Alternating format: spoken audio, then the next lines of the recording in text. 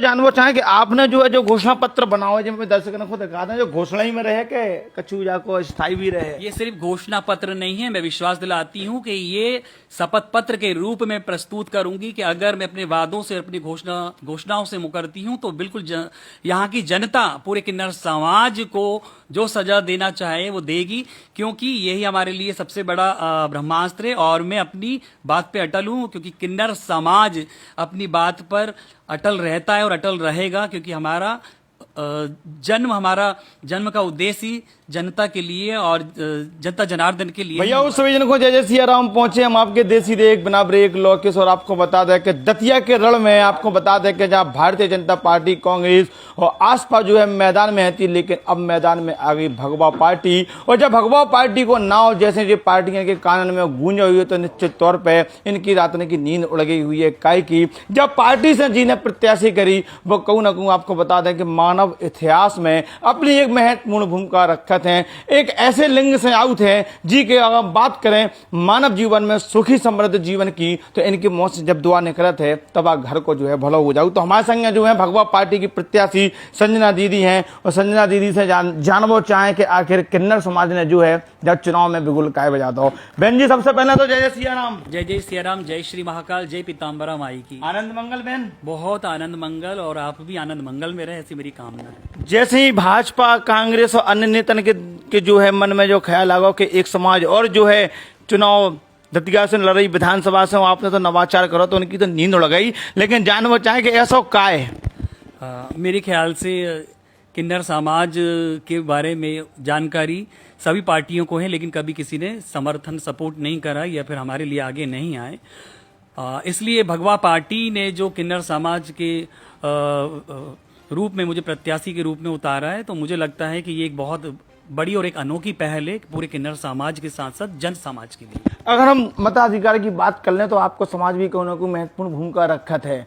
जब चुनाव में वो समाज आपकी तरफ कितनी परसेंट तौर पे आए कि आपको लगे कि हमारी शक्ति हमारे संग जो है पूरा हमारा समाज लगो है, साथ ही अन्य समाज जिनके आप जो है आउट हो जाउट हो, कहूँ ना कहूँ 365 दिनों को रिश्तों आपको जब समाज से बनो है, जो आप तर्पण कैसे झुके का आपके पास ऐसा खास रहे?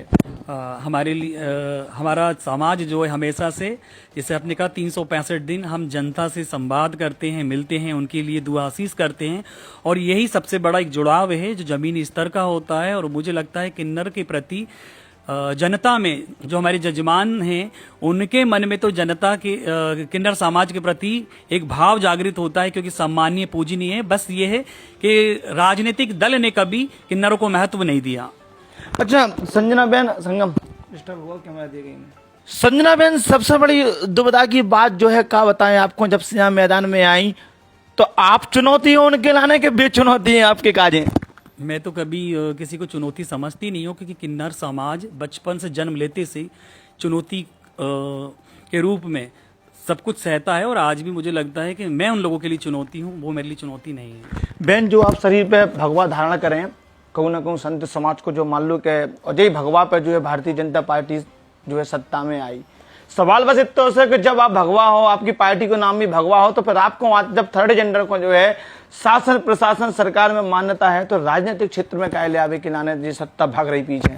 यही तो सबसे बड़ी विडंबना है कि किन्नरों के उत्थान की बात तो होती है, लेकिन उनको समझा नहीं जाता है या उनके लिए काम किया नहीं जाता है। इसलिए मैं खुद अपने समाज के उत्थान के लिए मैदान में उतरी हूँ। दतिया गामा पहलवान के नाम से जानी जाते, गामा पहलवान ताल ठोक दी तो हिल जाती दतिया। आप का ठोकोगे जो हिल जाए दतिया?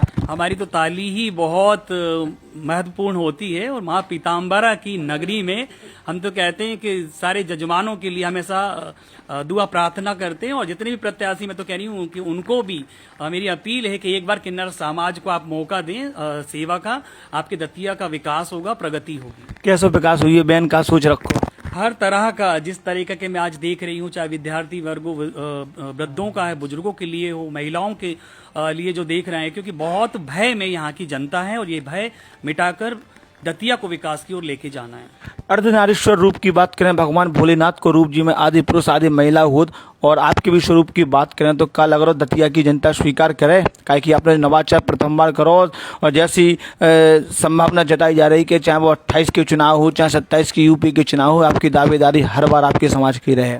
बिल्कुल रहेगी। माँ पीताम्बरा शक्तिपीठ जो दतिया है, शक्तिपीठ का एक स्थल है और यहाँ पे वनखंडेश्वर महादेव के रूप में महादेव भी विराजमान है। तो मतलब शिव और शक्ति यहाँ पर विराजमान है और उन्हीं का ही अंश, उन्हीं का स्वरूप आज यहाँ पर जनता की उत्थान के लिए उतरा है। और मुझे पूरी उम्मीद, पूरा विश्वास है कि जनता यहाँ की स्वीकार करेगी।